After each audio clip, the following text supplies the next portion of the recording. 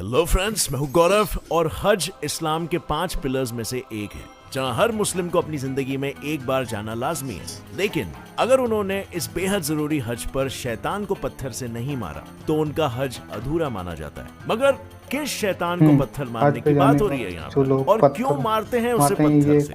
Well, इसे जानने से पहले क्या आपने कभी ये सुना है कि मरने के 30 इयर्स बाद तक लोग डेड बॉडीज को अपने ही घर में रखते हैं? मुझे पता है आपको यकीन नहीं हो रहा है, मगर यही रीति रिवाज है इंडोनेशिया के तोराजान लोगों की। 30 इयर्स तक मरे हुए इंसान को घर पे रखना। अब अगर आपको ये रिवाज अजीब लग रहा है तो क्या आपने जापान के हड़ाका मत्सुरी फेस्टिवल के बारे में सुना है? इसमें 10,000 से ज्यादा खुले डुले मर्द एक दूसरे खुले मर्द के पीछे भागते हैं उसे छूने के लिए। आई नो काफी सवाल है आपके दिमाग में और आप और जानना चाहते हो इन वियर्ड इवेंट्स के बारे में, तो चलिए शुरू करते हैं without wasting any time. Number 1, हज में शैतान को पत्थर क्यों मारते हैं? मक्का मदीना में। नमस्कार दोस्तों, आप लोगों का स्वागत है हमारे चैनल में। आज हम वीडियो देखने वाले हैं कि हज पे जाते वक्त जाने के बाद लोग शैतान को क्यों पत्थर मारते हैं, और इस वीडियो में आपको बहुत सी जानकारियां मिलेंगी। इस वीडियो का ओरिजिनल लिंक जो है डिस्क्रिप्शन में मिलेगा। चलिए हम वीडियो शुरू करते हैं। हेलो फ्रेंड्स, मैं हूं गौरव और हज इस्लाम के 5 पिलर्स में से एक है जहां हर मुस्लिम को अपनी जिंदगी में एक बार जाना लाजमी है। लेकिन अगर उन्होंने इस बेहद जरूरी हज पर शैतान को पत्थर से नहीं मारा तो उनका हज अधूरा माना जाता है। मगर किस शैतान को पत्थर मारने की बात हो रही है जो लोग और पत्थर क्यों मारते हैं ये कुछ है ऐसा। इसे जानने से पहले क्या आपने कभी ये सुना है कि मरने के 30 इयर्स बाद तक लोग डेड बॉडीज को अपने ही घर में रखते हैं? मुझे ये पता भी है आपको आपने यकीन नहीं हो रहा है, मगर जिन लोगों ने यह सुना होगा वो कमेंट में करेंगे कमेंट। मरे हुए इंसान को घर पे रखना। अब अगर आपको ये रिवाज अजीब लग रहा है तो क्या आपने जापान के हड़ाका मत्सुरी फेस्टिवल के बारे में सुना है? इसमें 10,000 से ज्यादा खुले डुले मर्द एक दूसरे खुले मर्द के पीछे भागते हैं उसे छूने के लिए। आई नो काफी सवाल है आपके दिमाग में और आप और जानना चाहते हो इन वियर्ड इवेंट्स के बारे में, तो चलिए शुरू करते हैं without wasting any time. Number 1, हज में शैतान को पत्थर क्यों मारते हैं?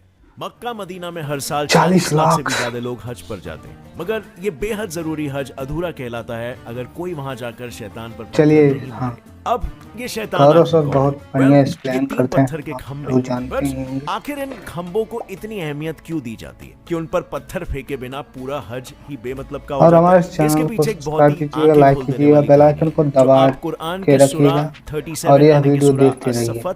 में पढ़ सकते हो और उसकी शुरुआत होती है हजरत इब्राहिम से, जो कि मोहम्मद पैगंबर के काफी पहले अल्लाह के पैगंबर हुआ करते थे और उन्होंने ही मक्का में स्थित काबा बनाया था। तो कहानी के हिसाब से होता कुछ ऐसा है कि एक दिन अल्लाह हजरत इब्राहिम की परीक्षा लेना चाहते थे, ये देखने के लिए कि इब्राहिम कितने आज्ञाकारी है, जिसके लिए अल्लाह हजरत इब्राहिम से कहते हैं कि जो चीज तुम्हारे दिल के सबसे करीब है तुम्हें उसकी ही कुर्बानी देनी होगी। और हजरत इब्राहिम के दिल के सबसे करीब था उनका इकलौता बेटा हजरत इस्माइल, जिसे इब्राहिम ने उम्र के 86 इयर्स में पाया था। मगर अल्लाह के आदेशों का पालन करते हुए कहानी पता है वो कमेंट करेंगे देने निकलते हैं, पर तभी एक शैतान उनका रास्ता रोकता है। वो इब्राहिम को अपने राह से भटकाने की कोशिश करता है। वो उनसे कहता है कि कहां इस उम्र में आप अपने बेटे को कुर्बान करने जा रहे हो? इसके जाने के बाद तुम्हारा ध्यान कौन देगा?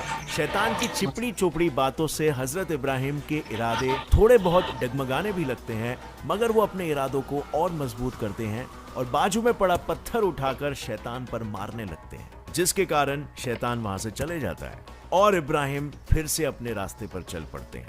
अब समय आ चुका होता है उनका अपने बेटे की कुर्बानी देने का। वो अपनी आंखों पर पट्टी बांधते हैं और अपने बेटे की शैतान की बातों में नहीं आते पट्टी निकालते तो उनकी आंखों के सामने होता एक चमत्कार। लेकिन चमत्कार जानने से पहले मैं आपसे पूछना चाहता हूं एक सवाल। पहले तो आप जानते होंगे कि अभी T20 लीग का धमाका फिर से छा गया है, तो आखिर आप क्यों सिर्फ टीवी पर इसे देख रहे हो? अरे अपना क्रिकेट का नॉलेज यूज करके एक्स्ट्रा पैसे कमाओ। इनफैक्ट इस बार सिर्फ और सिर्फ माई 11 सर्कल ऐप पे आपको इंडिया में पहली बार पूरे 1 करोड़ का प्राइज मिल सकता है। अब देखो फैंटेसी क्रिकेट खेलना एकदम ईजी है। सिर्फ 11 प्लेयर्स को 2 अलग टीम से चुनो और बस उनके परफॉर्मेंस पे आपको पॉइंट्स मिलेगा। सो अगर आपके पॉइंट्स आपके ओपोनेंट से ज्यादा हुए तो आप बने सिकंदर और वो बन गया बंदर। इसके अलावा यहाँ पे आप लेजेंड्स जिसकी वीवीएस लक्ष्मण के ऑपोजिट टीम बना के खेल सकते हो, और अगर आपने उसकी टीम को बीट कर लिया तो आपको मिलेगा 5x the cash price. Plus अगर आप नीचे दिए गए डिस्क्रिप्शन लिंक से इस ऐप को डाउनलोड करते हो और मेरा कूपन कोड YT2022 यूज करते हो तो आपको मिलेगा 20% एक्स्ट्रा कैश आपके डिपॉजिट पर, यानी कि 1000 के डिपॉजिट पर आपको मिलेगा 1200 रुपीज। तो रुके क्या हो, go and download my 11 circle application now, क्योंकि सिर्फ आज ही आपको इस पे 1500 का वेलकम बोनस भी मिल रहा है। Link is in the description. अब स्टोरी पे बैक हो गए। चमत्कार दरअसल वो देखते हैं, वो जैसे ही पट्टी निकालते हैं तो देखते हैं कि उनके बेटे की जगह वहां एक बकरा पड़ा हुआ होता है और उनका बेटा इसीलिए तो बकरे को कुर्बानी दी है। और ऐसा इसीलिए होता है क्योंकि अल्लाह उन्हें परीक्षा में पास कर देते हैं और उनका बेटा जिंदा ही रहता है। और आज की तारीख में जहां हजरत इब्राहिम ने शैतान को पत्थर मारे थे, वहां 3 बड़े बड़े पत्थर के खंभे खड़े हो गए जिनको जमराहे उक्वा, जमराहे वुस्ता और जमराहे ऊला के नाम से जाना जाता है। इन्हीं खंभों को शैतान समझ के अब लोग इन खंभों पर 7 पत्थर मारते हैं। इसी रस्म को हज की आखिरी रस्म रमी अल जमारात या ग्रेट जमारा भी कहते हैं। और इस रस्म को इसीलिए किया जाता है लेकिन रुके रहिए वीडियो में और आगे कि शैतान आपको धर्म की राह से भटकाने की बेइंतहा कोशिश करेगा, लेकिन आपको उसकी बातों में नहीं आना है, बिल्कुल हजरत इब्राहिम की तरह। Number 2, हदाका Matsuri. करीब आपको हर साल 10,000 से भी ज्यादा मर्द हदाका मत्सूरी फेस्टिवल में पार्टिसिपेट करते हैं, जिसे द शिंटो नेकेड फेस्टिवल के नाम से भी जाना जाता है। मुझे पता है क्या सोच रहे हो आप लोग, 10,000 जापानीज मर्द रास्तों पे नंगे घूमते हैं, बरोबर? लेकिन पूरे नहीं, ऑलमोस्ट। बेसिकली इस पूरे फेस्टिवल का हाईलाइट ये शियोफुमी रस्म ही है, जिसमें इन भारी भरकम शिंटो श्राइन्स, जिनको ये लंगोट पहने मर्द अपने शहर के सर्द सड़कों पर से लेकर घूमते हैं। इन्हीं लोगों में से एक शिन ओतोकू उर्फ नेकेड मैन बनने के लिए चुना जाता है और फिर उस इंसान को अपने बॉडी के सारे बाल कपड़े निकाल के सड़कों पर भागना पड़ता है और बाकी के सारे लंगोटी वाले पहलवान इस शिनोटोको के पीछे भागते हैं और उसे छूने की कोशिश करते हैं। अब आप सोचोगे कि आखिर क्यों? क्योंकि उसे चुनने से लोगों को गुड लक और सक्सेस मिलेगा, इसीलिए। मगर शिनोटोकू बनना कोई खाने का काम नहीं है, इसमें लिटरली उन्हें खतरों के खिलाड़ी बनके अपने जान की बाजी लगानी पड़ती है, क्योंकि इस फेस्टिवल में पार्टिसिपेट करने वाले मर्द थ्रू आउट दारू पीते रहते हैं ताकि वो जापान के 10 डिग्री सेल्सियस के तापमान में नंगे घूम सके। तो कई बार दारू के नशे में या फिर एक्साइटमेंट और इमोशनल होके ये लोग शिनोटोकू को छूने में उसे धक्का, पंच या किक वगैरह भी मार देते हैं। मगर सबसे शॉकिंग बात तो यह है कि शिनोटोको ऐसे ही किसी को भी चूज करके नहीं बना देते, उल्टा लोग खुद वॉलंटियर करते हैं शिनोटोको बनने के लिए और फिर वॉलंटियर्स में से एक को चूज किया जाता है। क्यों? क्योंकि जापान में शिनोटोको बनना काफी ज्यादा सम्मान की बात होती है, काफी यूनिक तरह का सम्मान है, राइट? हजारों लोगों का आपके पीछे भागना आपको छूने के लिए। ये सब देख के तो मेरे दिमाग में एक ही सवाल आ रहा है कि भैया ये फेस्टिवल बनाया किसने और आखिर क्यों? अगर आपके दिमाग में यही सवाल आ रहा है तो लगता है अब समय हो चुका है एक epic origin story. हडाका Matsuri festival दरअसल एक शिंटो रिचुअल है जिसका ओरिजिन साल 767 AD जापान के नारा पीरियड में हुआ था। बेसिकली इसकी असल में शुरुआत तब हुई थी जब तभी के राज प्रतिनिधि ताइशी शोटुकू ने कोकोबन जी के धार्मिक स्थलों के सारे पुजारियों को ऑर्डर दिया था कि वो क्लेंसिंग सेरेमनीज करे ताकि ओवारी रीजन के लोग प्लेग्स और प्राकृतिक आपदाओं से बचे रहे। और उसके लिए उपाय क्या निकाला? प्लेग भगाने हजारों मर्द को सड़कों पर नंगा भगाओ। लेकिन ये आज का त्योहार बन चुका है। कोई WHO को कांटेक्ट करो जरा। लेकिन अभी जो है ये फेस्टिवल पहले उससे भी ज्यादा ऑड हुआ करता था। दरअसल वहां के गांव वाले दूसरे गांव के एक आदमी को जबरदस्ती किडनैप करके ले आते थे अपना शिनोटोकू बनाने के लिए, और वो मानते थे कि शिनोटोकू या नेकेड मैन को टच करने से उनकी बुरी किस्मत और बीमारियां सब उन शिनोटोकू के पास ट्रांसफर हो जाएगी और फिर उसी शिनोटोकू को वो लोग ह्यूमन सैक्रिफाइस की तरह ओवारी शोशा कोनोमिया शहर में स्थित एक धार्मिक स्थल में कुर्बान कर देते थे। पर इतना सब काफी नहीं था, तो तभी के लोगों ने इसके साथ एक और प्रथा को मिक्स कर दिया जो आज से करीब 500 साल पुरानी है। दरअसल तभी के जापान के लोगों का मानना था कि पुजारियों के द्वारा दिए गए ये पेपर के तावीज लोगों की लाइफ में गुड लक और खुशियां लाते हैं, और उसका डिमांड बढ़ने लगा जिसके लिए फिर लोग कंपीट करने लगे। वो भाग भाग कर ये तावीज कलेक्ट करने की कोशिश करते, लेकिन वो पेपर के होने के कारण काफी बार फट भी जाता था, जिस वजह से लोग अपने कपड़े निकालने लगे ताकि भागते भागते उन्हें कोई अड़चन ना हो। वैसे तो आज भी इस प्रथा को लोग डिट्टो फॉलो करते हैं, मगर अब शिनोटोकू को अपनी कुर्बानी नहीं देनी पड़ती है, ऑफ कोर्स बिकॉज ऑफ, और उसके सेफ्टी और हेल्थ का ज्यादा ध्यान दिया जाता है, जिस वजह से 10,000 मर्द तो इसमें पार्टिसिपेट करने के लिए हाथों हाथ रेडी हो जाते हैं, जिसे देखने हजारों टूरिस्ट भी दुनिया भर से आते हैं। Number 3, Torajan death rituals. अब अगले पॉइंट पे बढ़ने से पहले मेरे पास आपके लिए एक सवाल है। किसी इंसान की मौत के बाद बॉडी को मैक्सिमम कितने देर तक घर पे रख सकते हो आप? ऑप्शन ए, आप लोग भी कमेंट कर सकते हैं। ऑप्शन बी, 3 घंटा, ऑप्शन सी, 1 दिन, ऑप्शन डी, 12 साल।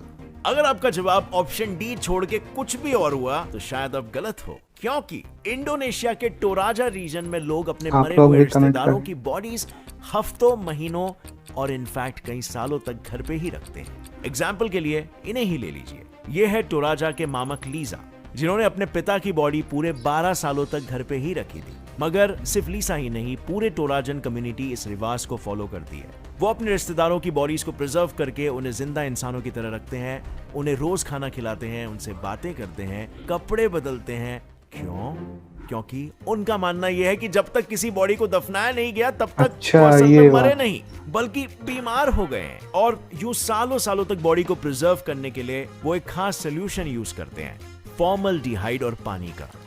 जिससे होता यह है कि फॉर्मल्डिहाइड केमिकल स्किन के टिश्यूज को मॉलिक्यूलर लेवल पर चेंज कर देता है, ताकि बैक्टीरिया उस पर फीड ही नहीं कर पाए, और इसी मटेरियल से बॉडी पे कोट किया जाता है। और इस सोल्यूशन और बॉडी की स्मेल को मास्क करने के लिए ये लोग बॉडी के आसपास सूखे हुए फूल पत्ती रख देते हैं। मगर ऐसे बॉडीज को घर पे रखने के पीछे क्या लॉजिक है? वेल, इसके पीछे 2 रीजंस है। पहला तो टोराजन लोगों का यह मानना है कि जब किसी की अचानक से मौत हो जाती है तब उनके घर वालों को शोक मनाने के लिए ज्यादा वक्त नहीं मिलता, लेकिन बॉडी घर पे होने के कारण उन्हें ऐसा महसूस होता है कि भले कुछ और दिन सही, लेकिन वो इंसान अभी भी उनके साथ ही है। दूसरा रीजन ये है कि टोराजन कम्युनिटी में अंतिम संस्कार 3 दिन चलने वाला ग्रैंड प्रोग्राम होता है। उसमें लोगों के कास्ट के हिसाब से खर्चा 38 लाख रुपीस से लेकर 3.8 करोड़ तक भी हो सकता है। और इतना खर्चा होता है इस प्रोग्राम में लगने वाले सबसे जरूरी और महंगी चीज के कारण, जो है भैंस, बफेलोज। क्योंकि उनका मानना यह है कि बफेलोज ही मरे हुए लोगों को स्वर्ग लेकर जा सकते हैं, और जितने ज्यादा बफेलोज सैक्रिफाइस होंगे उतनी ही जल्दी मरे हुए इंसान की आत्मा स्वर्ग में जाएगी, और उस फैमिली को भी उतना ही अमीर माना जाता है।